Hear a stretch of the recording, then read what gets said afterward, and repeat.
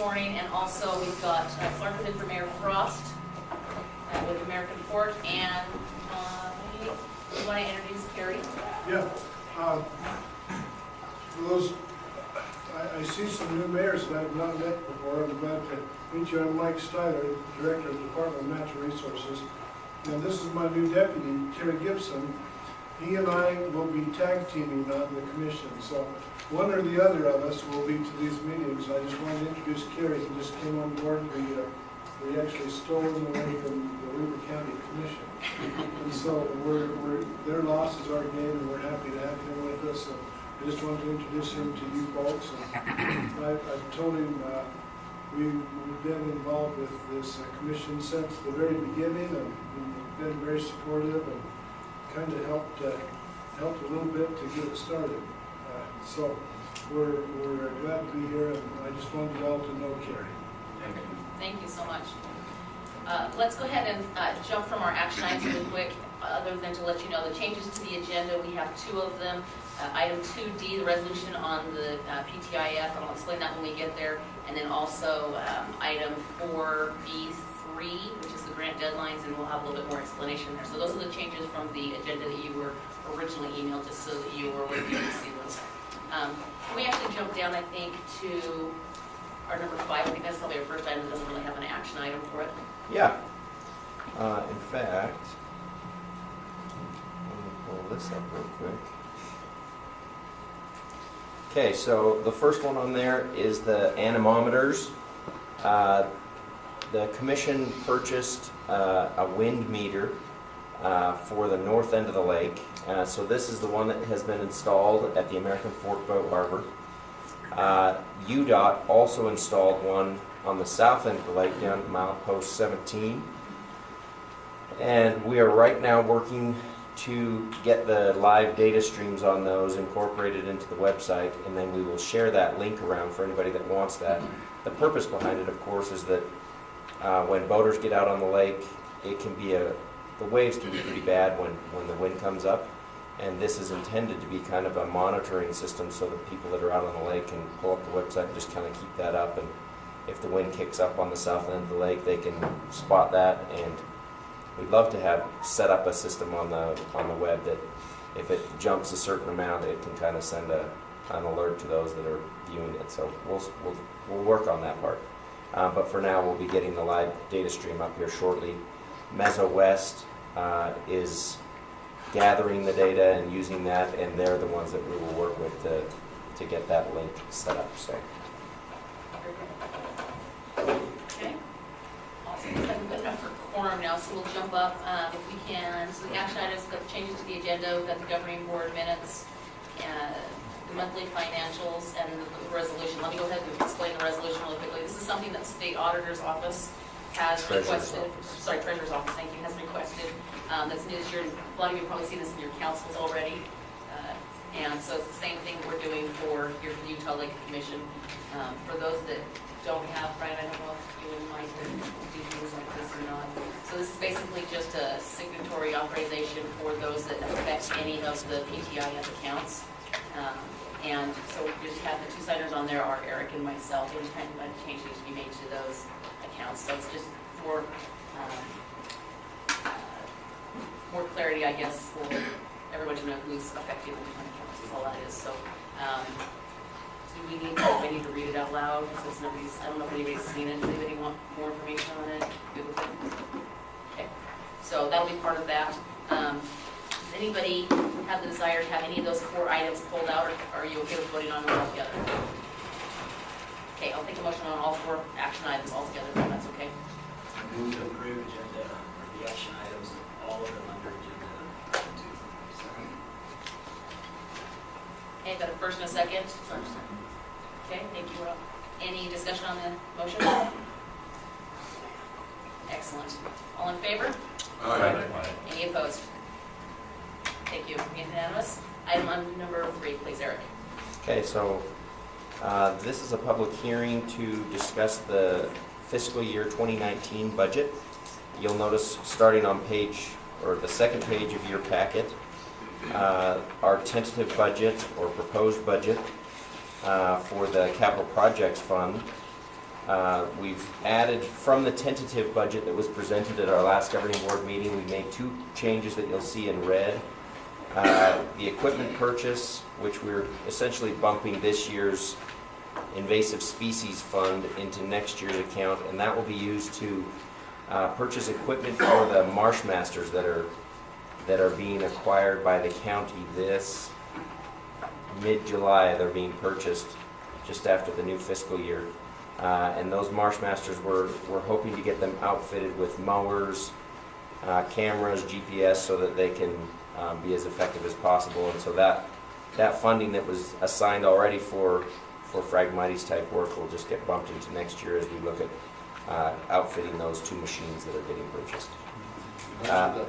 Mashers, mostly mash stuff. Yeah, and instead of smashing, which has historically been what we've seen, when we did a site visit up in Farmington Bay and at the Great Salt Lake, they are finding that the most effective way to get rid of the Phragmites is rather than just smashing it, which just leaves a mat that has to degrade over time. They've used flail mowers that they attach to the back of their Marshmaster, and having mowed it up, it allows native seed bank to come back up really quickly, and it allows the Phragmites to degrade a lot faster as well. So that's what we'll be outfitting those Marshmasters with, is the mowers.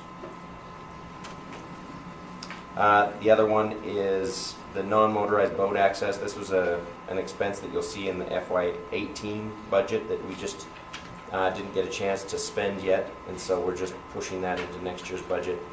The county came to the rescue this for our festival, and they sent a couple guys down there with some bulldozers and cleared that whole parking lot area, got rid of a bunch of concrete and some other stuff, and opened that up for some temporary parking, as one of the larger parking lots inside the park is currently covered with the dredge material from dredging the harbor. And so that opened up 80 extra spots or so for the festival, so that we had a little bit of overflow room that was much needed. Over the next year, there's a number of partners. Provo City likely has expressed interest.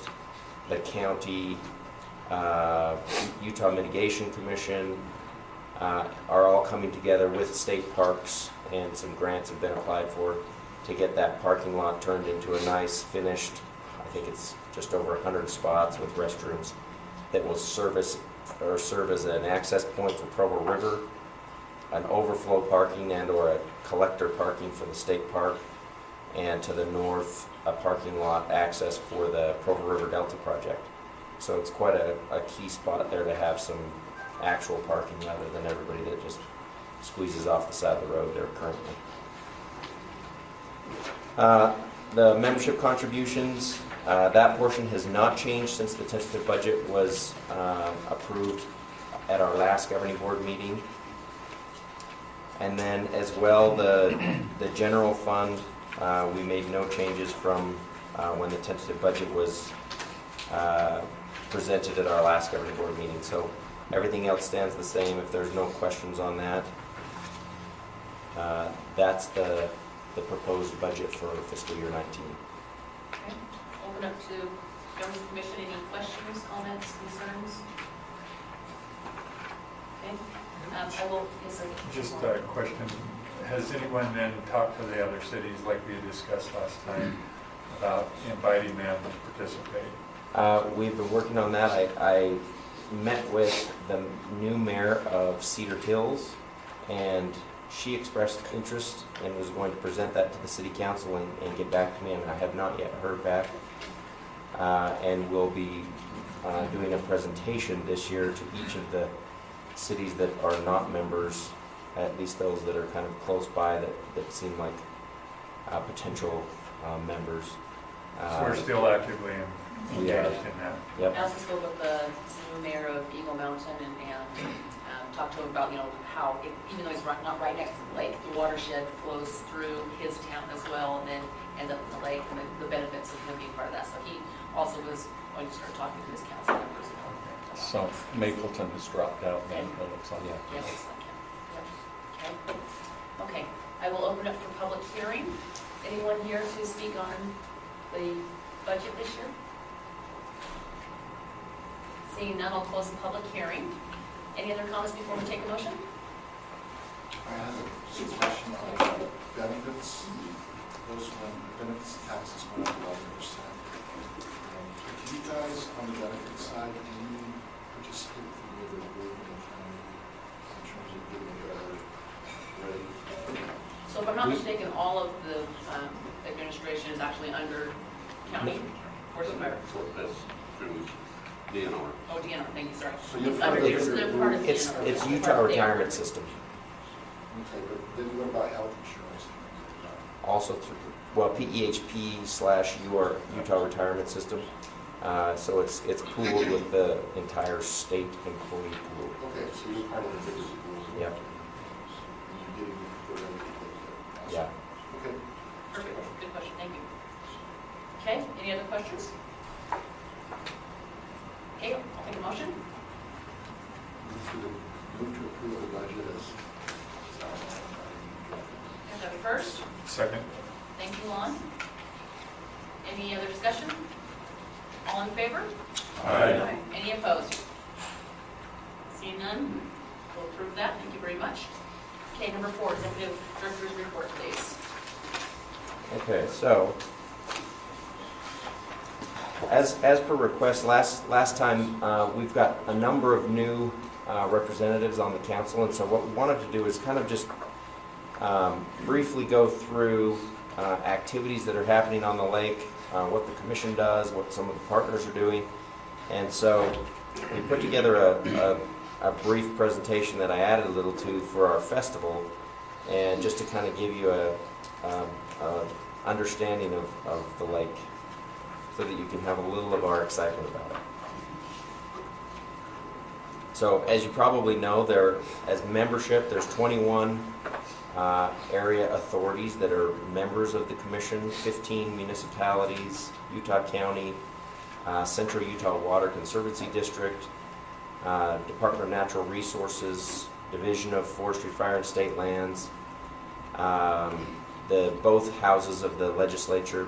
We have Senator Henderson and Representative McKell as our House representative, and as a group, it really allows us to affect change. So every year we pull funding through legislative grants, we get funding through Department of Natural Resources Watershed Restoration Initiative, and that really allows us to get the kinds of projects done on the lake that need to be done, and we'll talk a little bit about those.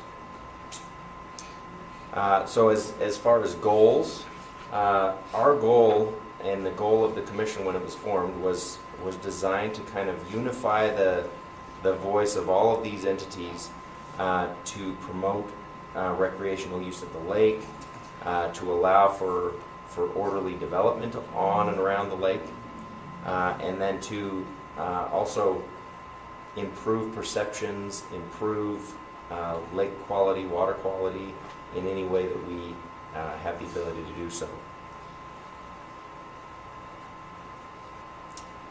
One of the major concerns on Utah Lake for the last decade or more has been the Phragmites, which is the replacement for bulrush and cattail. Phragmites has swept across the U.S. and in freshwater bodies and is really dense, really tall.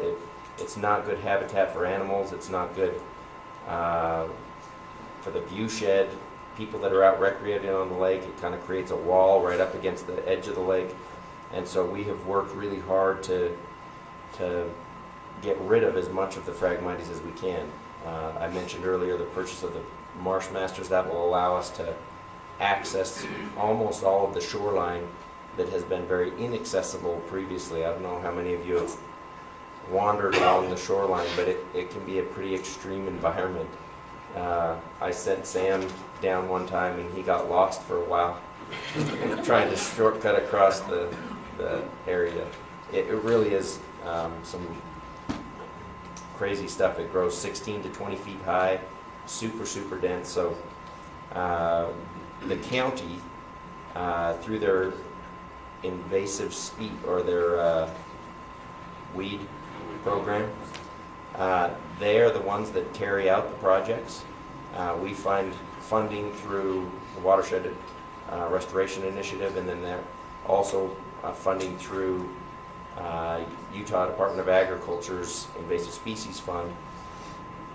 And that effort has ramped up in recent years, and at this point we are focusing on 4,000 acres, the whole northern half of Utah Lake.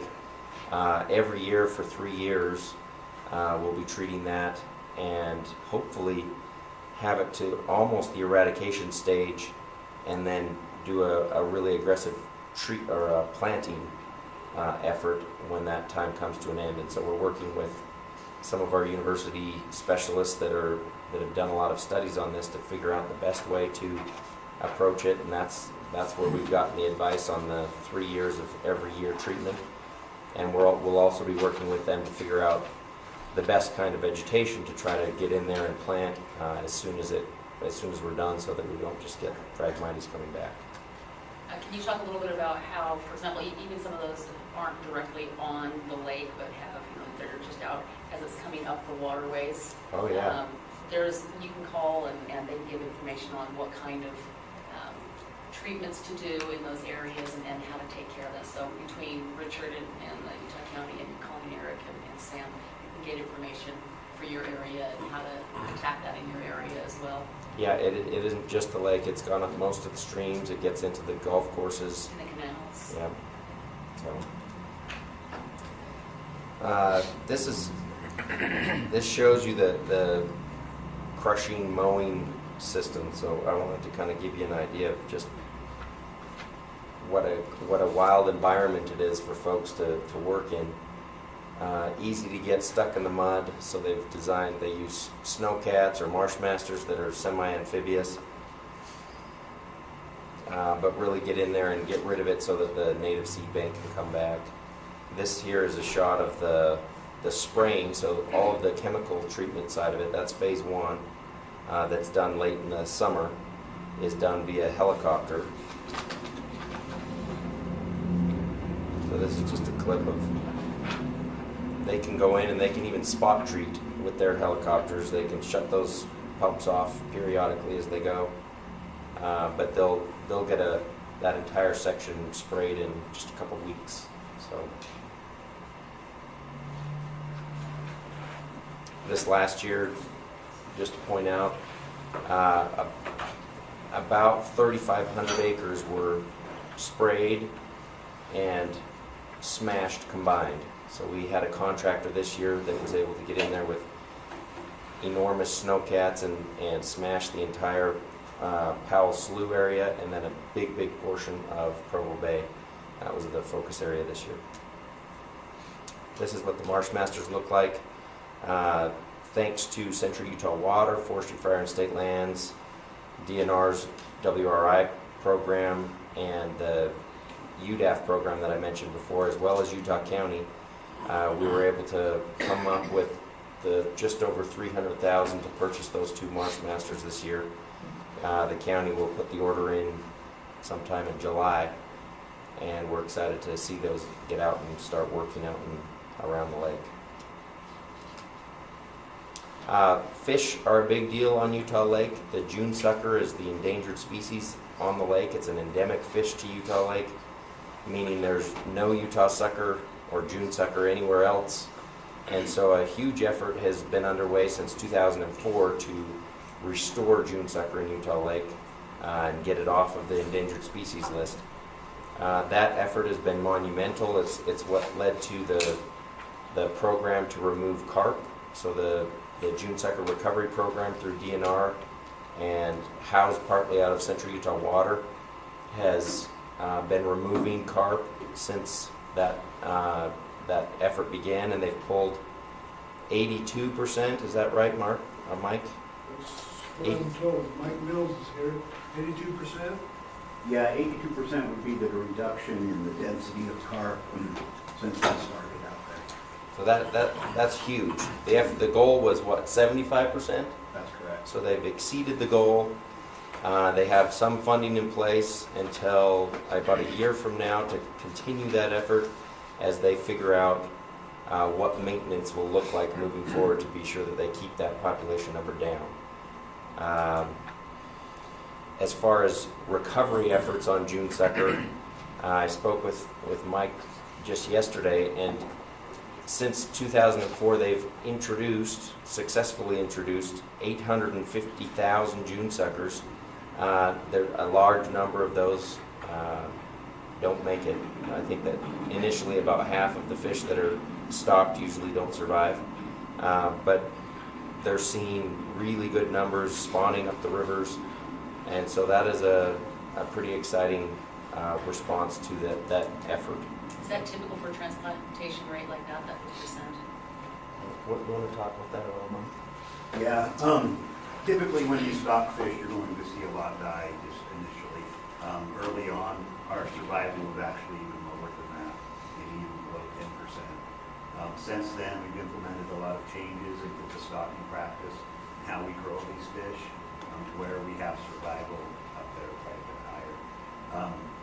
We would, if you ask me how many suckers were out there now, I would tell you tens of thousands.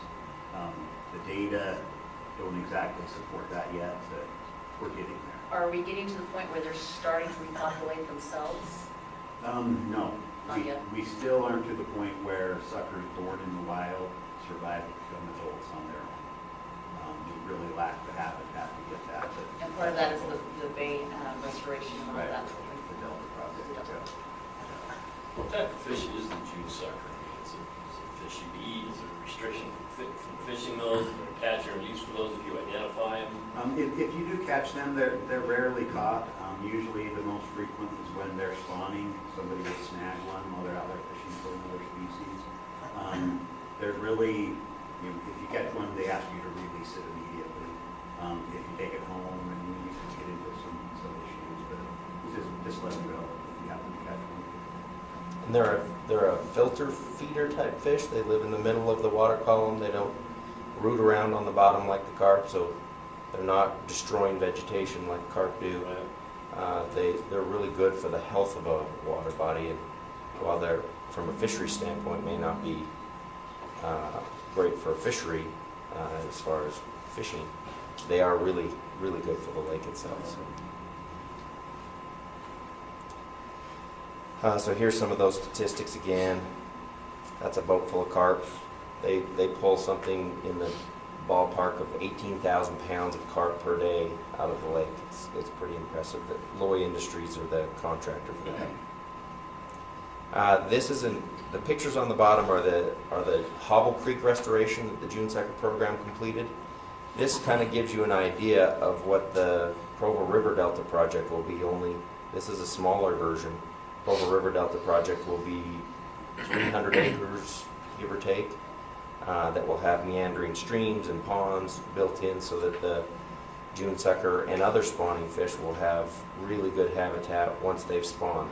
We know that the June Sucker get up the river, they spawn really well. It's that the young fish, as they come down, they come down through that channel in the Provo River, and they get gobbled up by the walleye and other predator fish that are hanging out in that little channel. I had a message on my phone today from the Blue Ribbon Fishery that are interested, as well as Division of Wildlife Resources, in pursuing Utah Lake as a Blue Ribbon fishery. The fish in the lake are great. They're just getting better. As the carp have been removed, the general size of the remaining species have grown. And so we have catch records like the white bass, over a 4-pound white bass, a 32-pound channel catfish. Just two examples of fish that have been pulled from the lake that are really, really impressive. So we're excited about the potential there. A dredging project, this just happened over the winter at the Utah Lake State Park. 70,000 cubic yards were pulled out of the park. That's what sits on top of one of the campground loops now, and then that remaining parking lot that we talked about earlier, as it dries out, and then they'll figure out what to do with that, haul it off or incorporated into the park renovation.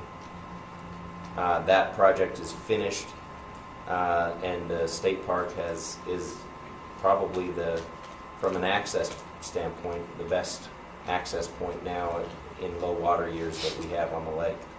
Right now, the lake itself is still pretty high, so all of the access points are still good. So. Utah Lake is massive, if any of you didn't know that. It's the third largest freshwater lake west of the Mississippi, surface-wise. 24 miles long, 12 miles wide. I thought it was interesting when we did an analysis recently on boat usage on lakes. If you compare Deer Creek or Jordanelle based on visitation, Utah Lake could hold something like, 14 million boaters per year. Right now we're at about 400,000 maybe on a good year. And it's just so much bigger than our other water bodies. Nobody realizes, I've heard people anecdotally talk about, well, when I love Utah Lake because when I get out there I feel like it's my own lake. Well, this is why. 32 times bigger than Deer Creek, 29 times bigger than Jordanelle surface-wise. So it's just massive.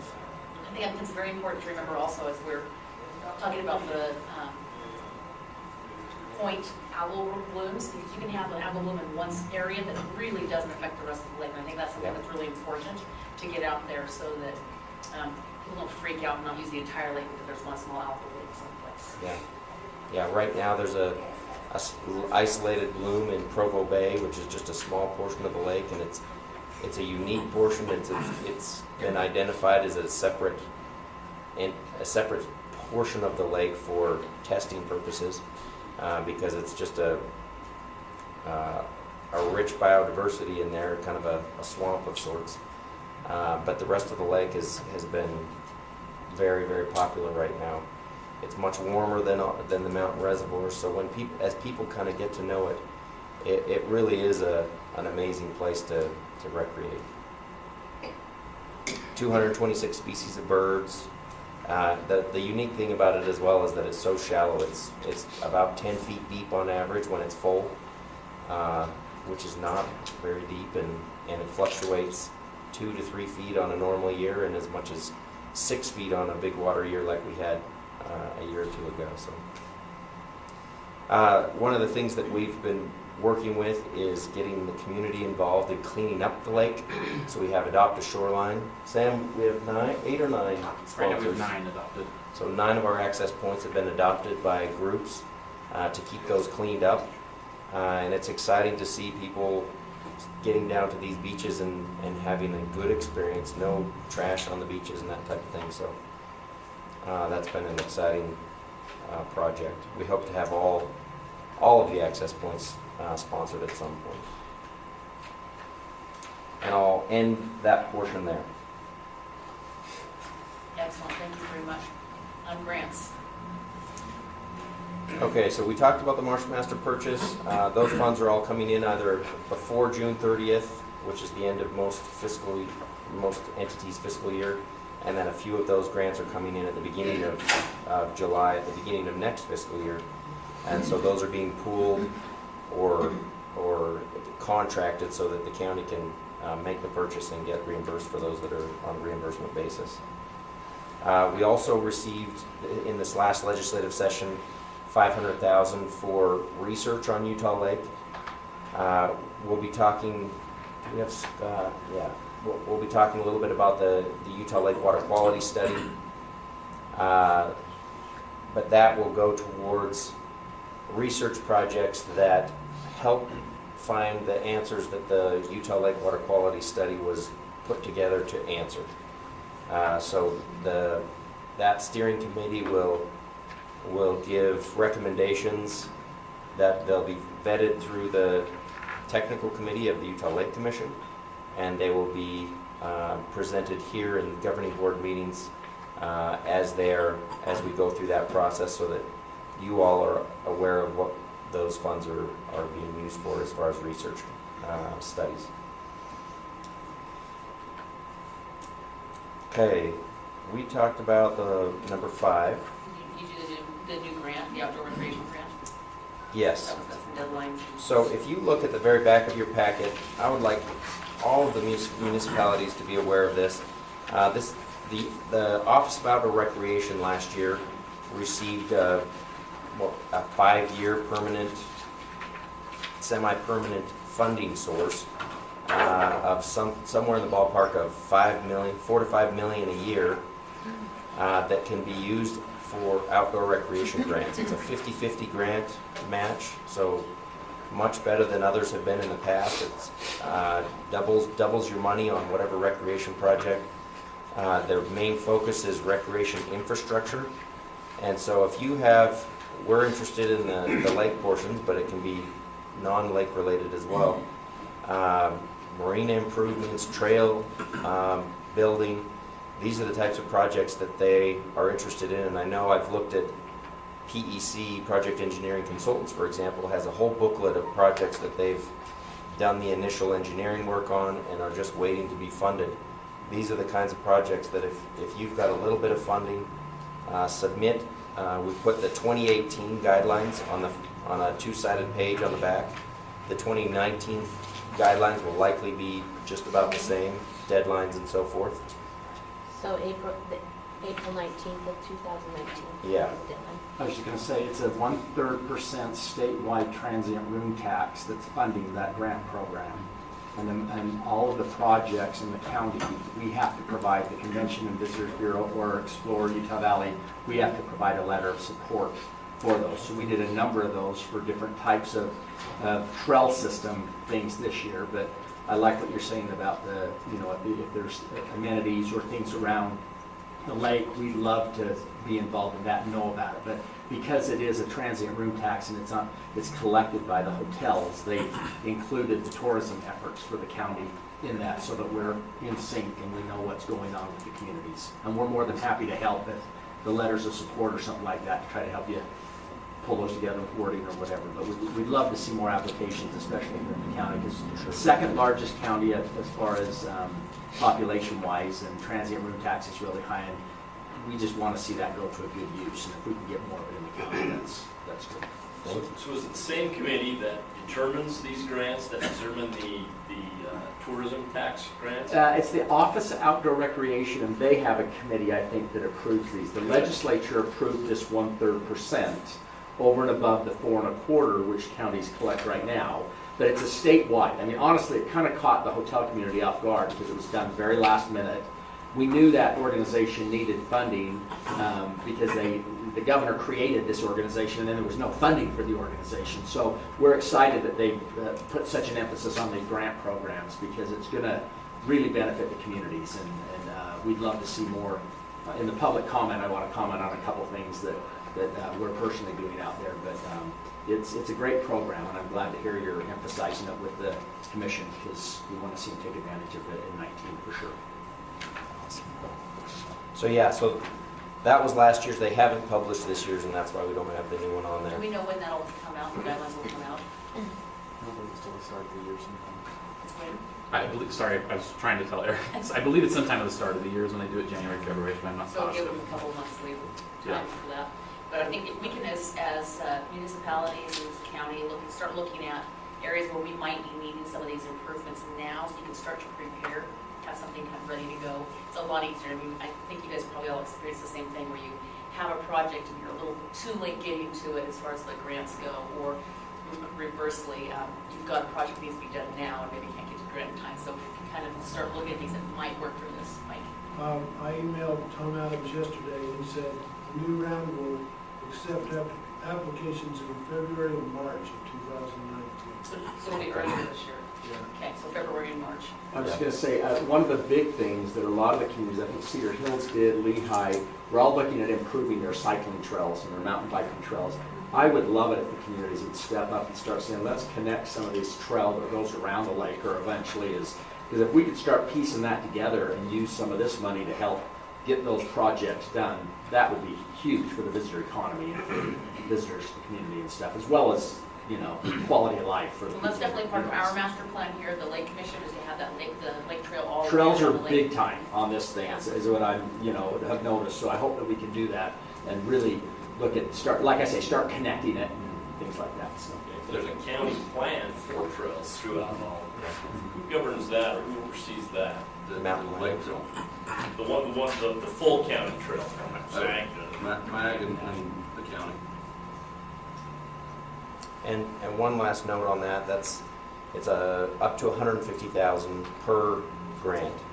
So if there's a trail that connects between a couple different communities, we get 3 communities all applying at the same time, we could make a dent in the cost of that. So you're talking you could do up to, well, I mean, obviously the city could put in more, but each application can be up to $300,000 $150,000. total, you get 50/50, you could get $300,000, of course, you could put whatever more Yeah. down hand, but. I've seen this too, the collaboration is viewed really high on the scoring. If you get So communities if that you're are working with collaborating another together, yeah. adjacent municipality. Again, I'm not really familiar with it, but I've seen on the state different co-op grants and things like that, that sometimes collaboration really gives you more points on the scoring and stuff. So. Thank you. Okay, 6. By already, so I'm just technical committee. Great. Thank you for putting me on the agenda. I apologize for missing the last meeting. My wife and I had a dream vacation planned, and so Eric filled in for me, is what I understand. The technical committee remains active. Eric's touched on a lot of the points. We were updated on the progress that the commission has been making and being involved in regarding the grants and other things. Also talked about some of the improvements at the Utah Lake State Park with the park reopening after the dredging project. The festival, we were reminded of that and encouraged to attend that. Also received updates on a couple of lake restoration ideas, and we expect to be involved as those concepts are reviewed at the state level, particularly the Utah Lake Restoration large-scale improvement project. We expect questions that you want to have answered that we can give you feedback on. We are a diverse group with varying expertise levels and are ready to help provide input and feedback to you as these different issues are considered. Another was the renewable energy innovations. It was reported that they had purchased land adjacent to the TSSD and were looking to use the lake, the phosphorus in the lake to grow algae and create energy from that.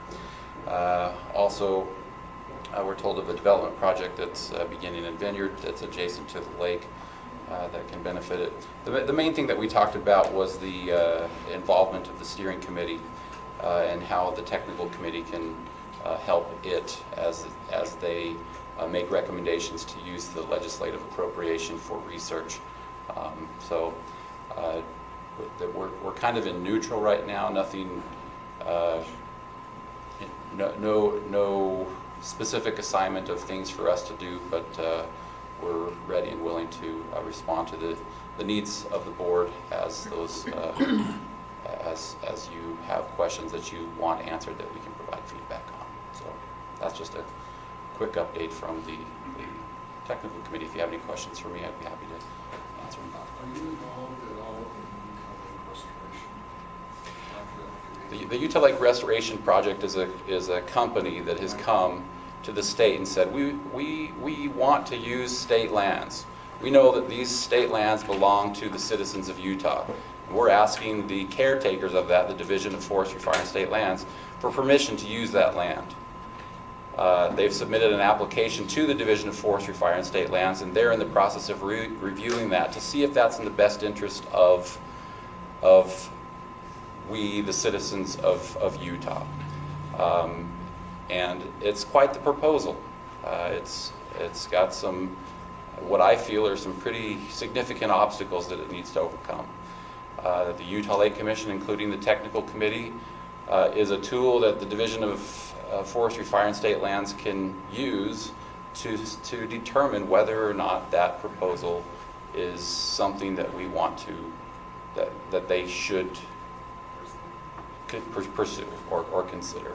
So we haven't engaged in that. They have come to us and they've presented to the board, right? They came and presented to the board in January, I believe. It was just a general overview. This is what we want to do. No approval should be given on.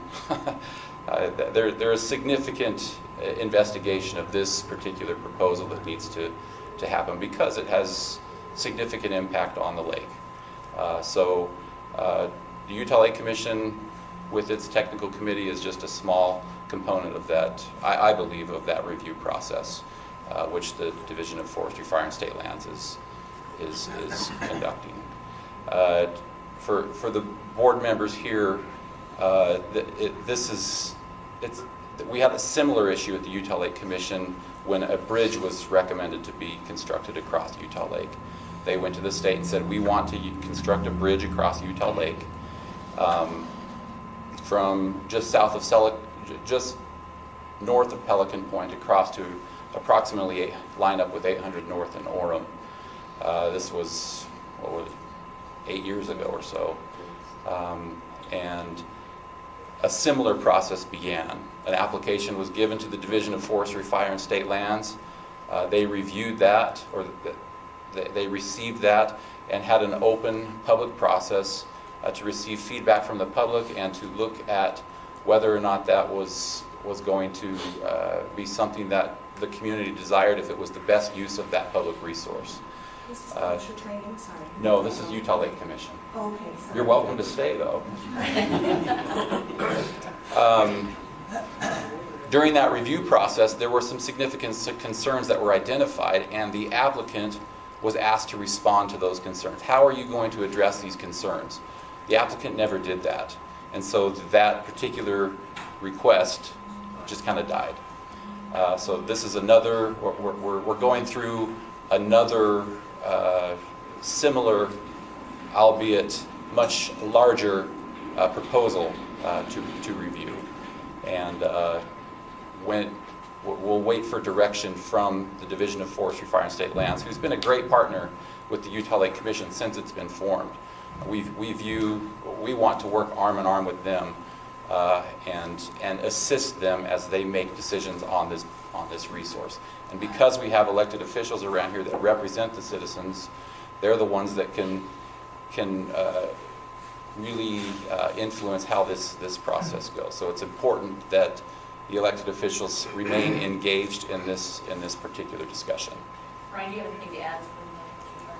Just simply answer your question directly, as we dig in and begin to analyze all the issues associated with this proposal, we'll definitely take advantage of the expertise of the technical committee. What is your process? We do have a process that's been outlined. We can share that again with the commission maybe at the next meeting. That would be kind of a regular conversation we're going to have. We are well into our process, but it's still early. This will be a multi-year. They have years through the permitting process. I remember we talked about that. I would not support that. It's what I think that's great. Yeah, should we just get that into our next Yeah. agenda? Yeah. Laura reminded me as well that there's information on the Forestry, Fire, and State Lands website as well, so it would be good if Eric could just send that link to the governing board as well, so that you can review that information there as well at your own leisure. Great, thank you. Okay. Any other questions? Okay. Okay, great. And also, so if you have ideas of things that you need help on or are concerned about in your area, please, by all means, either reach out through us, through Eric or I, or directly to the technical committee. That's okay as well, through your member of the technical committee, and so you can start working on some of those issues. And that's great. Okay. Utah Lake Water Quality Study update. Scott. Okay. Thank you and good morning. So we've been working, the Division of Water Quality and the steering committee have been working since the beginning of the year in January to actively convene the steering committee. That's the group of stakeholder representatives guiding the Utah Lake Water Quality Study. We've been actively meeting monthly, sometimes a little bit more. Some of the major accomplishments so far have been convening a science panel. So we went through a nomination process by which all the steering committee members submitted their nominations for potential science panel members. We went through that nomination process, made a selection of that panel, and just towards the end of May, met with that group for the very first time. We had a 2-day meeting. First day was just kind of orient the science panel, followed by a joint meeting of the science panel and the steering committee. And that meeting was a day-long meeting where we provided kind of what we call foundational topics, presentations on lake ecology and water management, water quality issues, how standards developments work. And so I thought that was a pretty informative conversation.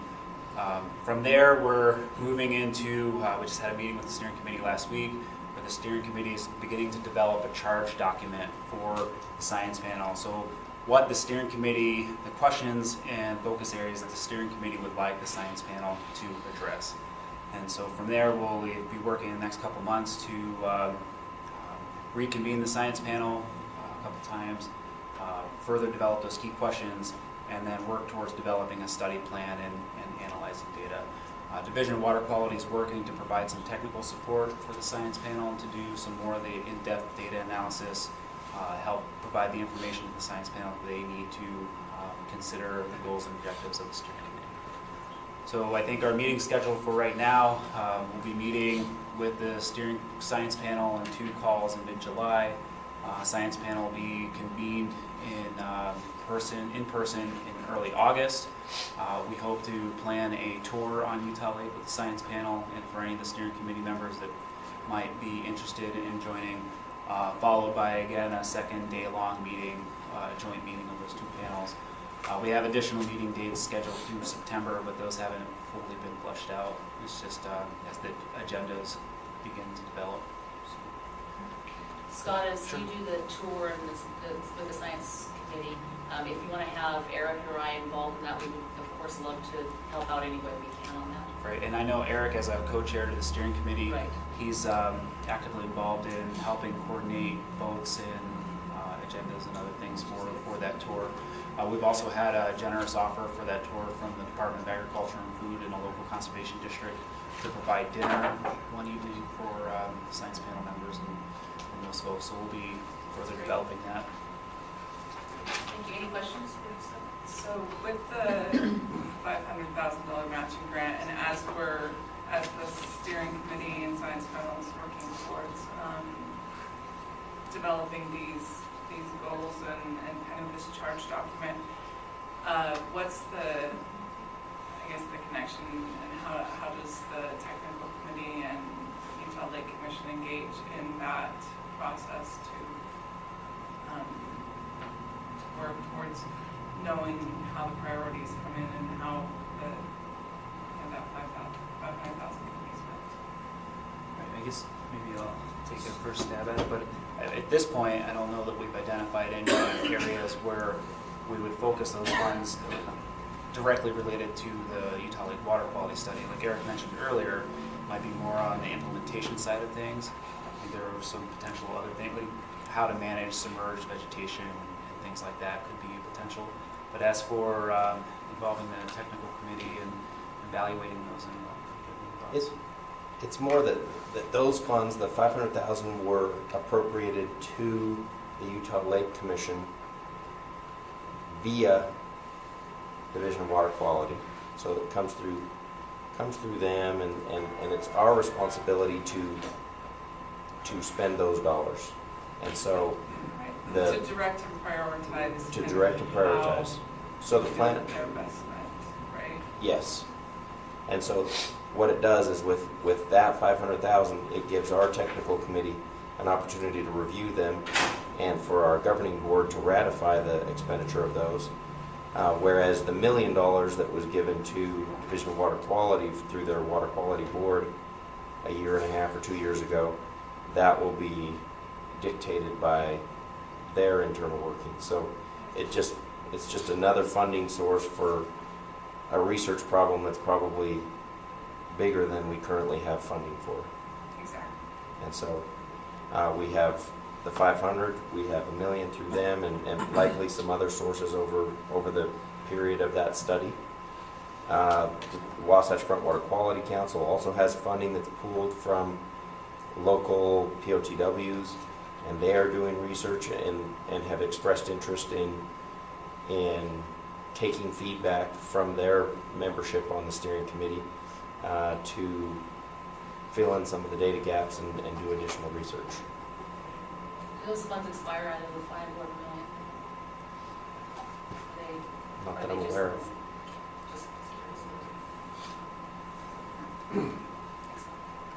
Okay, thank you very much. We'll move on to our communication. Okay.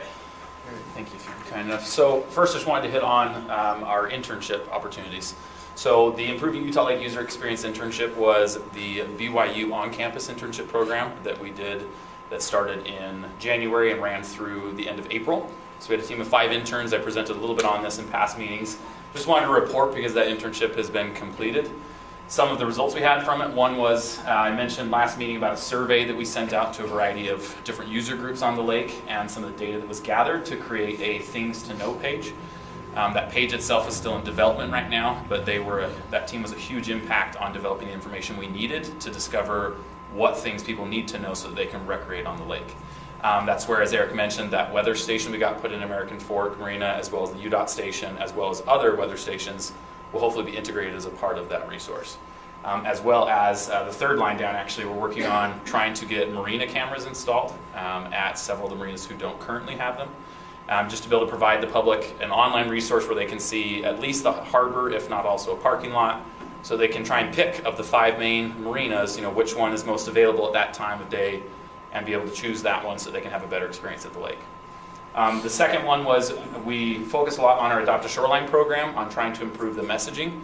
So a lot of feedback that we got from the team and the work they did was trying to create an experience for people instead of pitching it as a responsibility and we need to take care of it, but trying to add in some elements of, if it's a corporate entity, bring down your employees, help them participate in taking care of the environment, giving back to the community. So we worked a lot on that messaging, as well as we've developed a video script for a video we hope to try and produce this next year. Basically just doing the exact same thing, pitching the Adopt a Shoreline, something that we can share on social media and with other entities and groups who are interested. And then lastly, based off of the work from this internship program, we're actually doing another internship program through BYU's on-campus program again in the fall. They'll be focusing on content from some of the things we learned here. So they'll be writing blog posts and press releases and newsletters and other content to be able to send out to people that talk about these things, about the resources that are available and recreation activities that can be done at the lake, to try and help us develop that.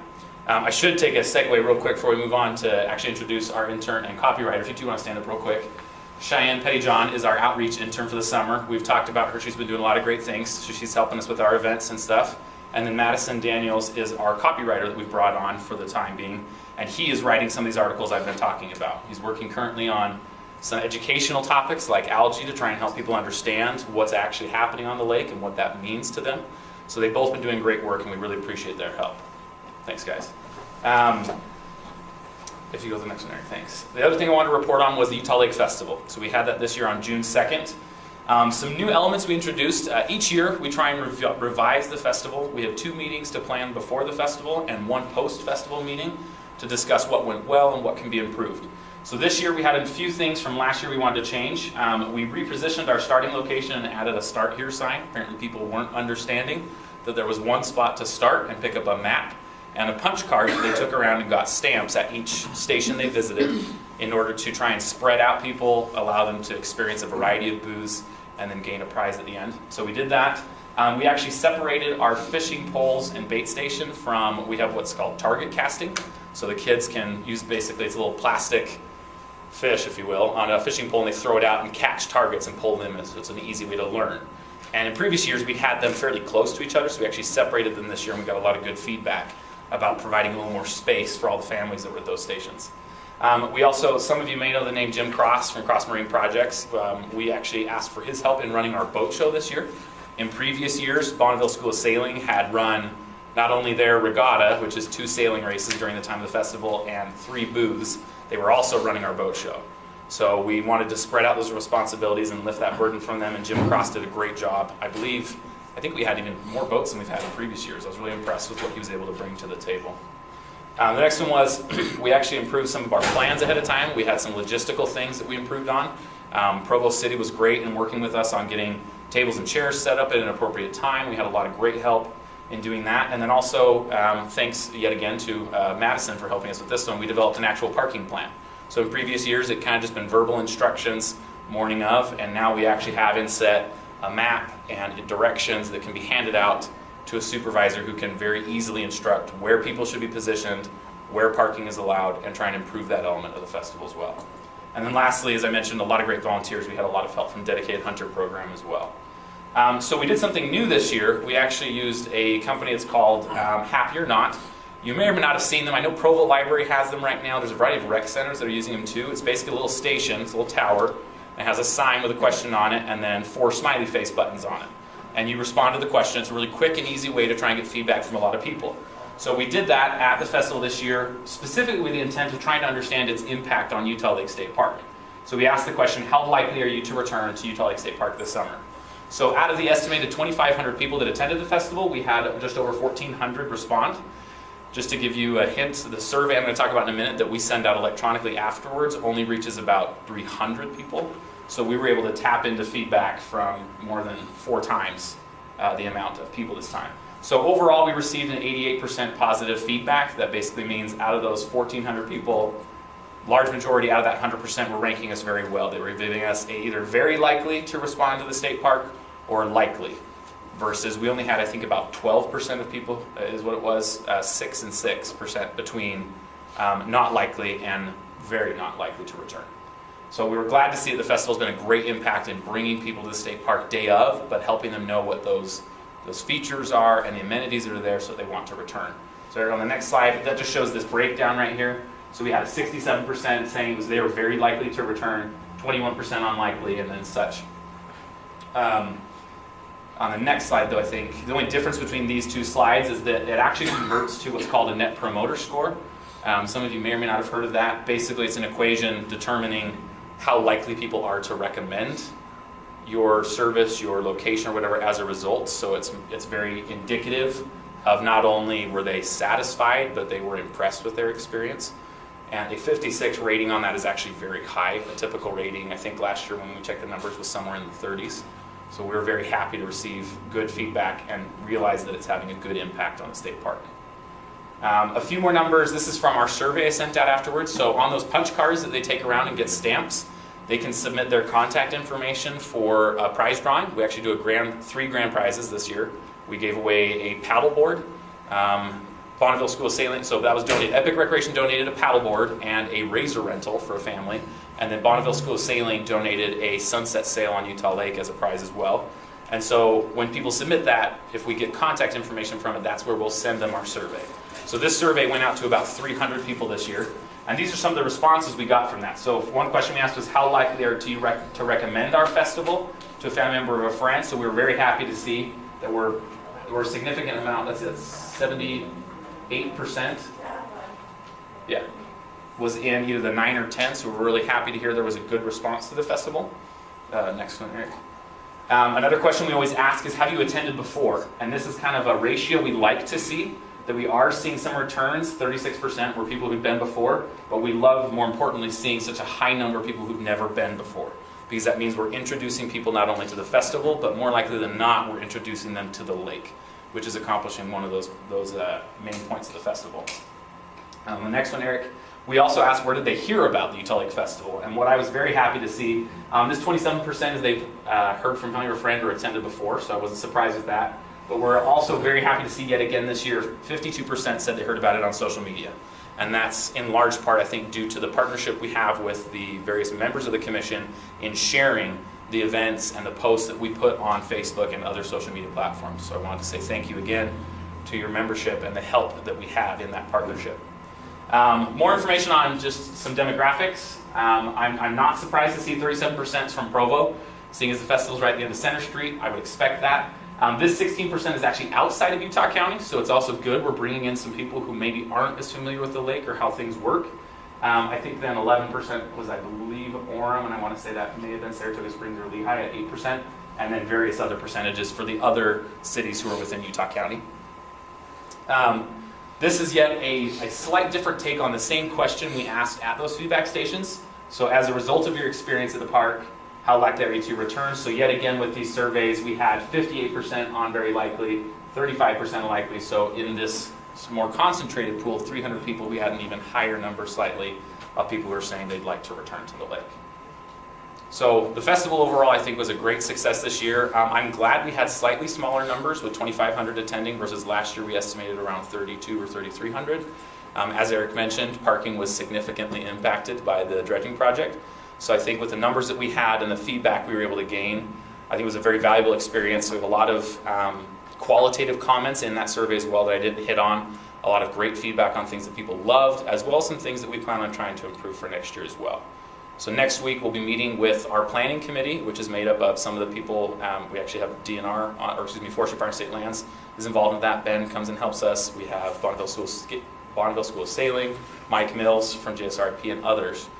And we're hopeful that we can continue to improve it and make it an even better experience to bring people down to the lake. Does anybody, I know it's a lot of information really quick about internships and the festival. Was there any questions on any of that? Okay, thank you. Okay, our upcoming schedule for this year, our next meeting will be held on September 27th, and then November 15th, of course, adjusted for Thanksgiving. So we don't interfere with our family holidays there. We can call obviously if anything additional is needed. Anything else, Eric? Okay, board members, anything that you need to bring to our attention? Any comments, questions?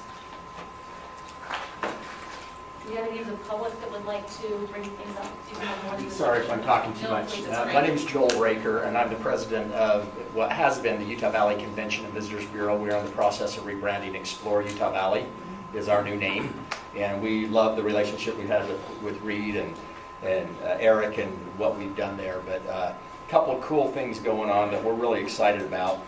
And this has to do with Vineyard, but the reason I bring it up is because the route is going to be out there by the lake, and it's great. But this week we are teasing, actually we've partnered with a company called Premier Event Management, who does the New York City Triathlon. They're out of New Orleans. It's a real professional organization that does runs, and we're doing a women's half marathon and 5K out there in Vineyard on September 29th this year. And like I say, a lot of the route goes over there, but we're really excited because Vineyard wants to get engaged with it, and part of it will hit a trail. We'll go out towards the marina and then come down the trail some, but it's going to be an all-women's event. Men can participate, but they have to get a V-neck women's shirt because it's an all-women's run. They can't exclude men, but they can exclude what they get as far as the shirt goes. And it's going to be really interesting because the model is they will launch this, and they're starting to tease it. Registration's $1 for like the first 50 people, and then it goes to like $2, and then $5. It's like a women's shoe store or a shoe sale for women, is what he says. They just go crazy. But keep an eye on that because it's going to be on Facebook, and we've got information going out on that. Did you say 5K or marathon? It's a half marathon, 13.1, and 5K. But it's called the Utah Valley. He said he was launching the Facebook page today. I think it was. But over the next week, you'll see this. But again, it's the Utah Valley Women's Half. It's part of a series. There's one in Napa. There's one in Naperville. There's one in Washington, D.C. All half marathons. And our involvement, we know this year will probably be mainly locals because we only have 3 months to launch this thing. Our involvement is to try to make it a destination event in the future so that we have more heads in beds, because that's how we're involved. Just for your information, we operate under a contract with Utah County. We're a 501c6 funded with the transient room tax from hotels. That's why I'm really familiar with the 1/3 thing. But it's Utah Lake is just a jewel. Last week, I have older daughters, and I had a little afterthought. I have a 10-year-old son, and he was in the paddleboard camp out there. And my wife was just shocked that she hadn't heard about this last year. She's like, a full week of entertaining this kid for 3 hours. And so we were out there, and we were so impressed that we are doing our staff outing out there on Tuesday. So we're going out for 4 hours, closing our office and taking the entire staff out to participate with the concessions, because we're getting more and more inquiries in the visitor center. We're located over in the convention center there, but we're getting inquiries, and I think it's very important that every single staff member is very aware of the improvements that are happening on the lake. That 85% carp removal is incredible. I mean, or 82%.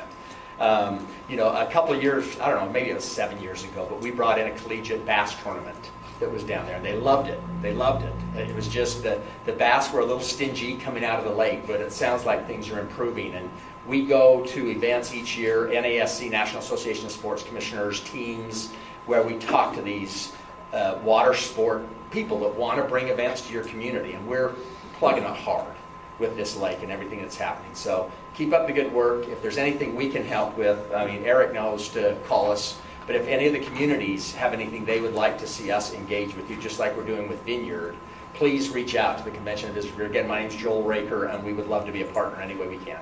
Can you give that one under for us? Yes, 801-851-2100. And I've got a few cards that I can give a few cards, but let's, please let us help you, because we don't charge a dime. Our total drive is to keep things in Utah County. We don't care if they recreate outside of the county. Luckily, the lake's completely in. They just need to stay in the county, so we want the heads and beds here. So, okay, thank you. Joel. Yep. Anyone else? Please. My name is Elliot Moore. I'm a volunteer organizer of mostly kayak and canoe trips. Last week, for example, we were on the Bear River in Cache County. We did a wonderful 18-mile patrol up there. This weekend we'll be on the Jordan River in Salt Lake County. In your drive to improve the recreational opportunities here in Utah County, I urge you to consider the water trail. For the tributaries that go into the lake and the tributary of the Jordan River that goes out of the lake. There are virtually no water trail trailheads on those water bodies for kayakers and canoers. And to safely utilize those resources, those facilities are needed. So I encourage you to consider the water trail in your discussions to improve recreational opportunities in your area. Thank you. Perfect for the grants. Yeah, communities want to do it, let the state pay for half of it. Excellent. Thank you. Okay, anyone else for close it? Very good, thank you. So then our next meeting then again will be on the 27th here in this room, and without anything else, we'll adjourn. Thank you so much. Again, thank you to Utah County for their help with the parking lot. That was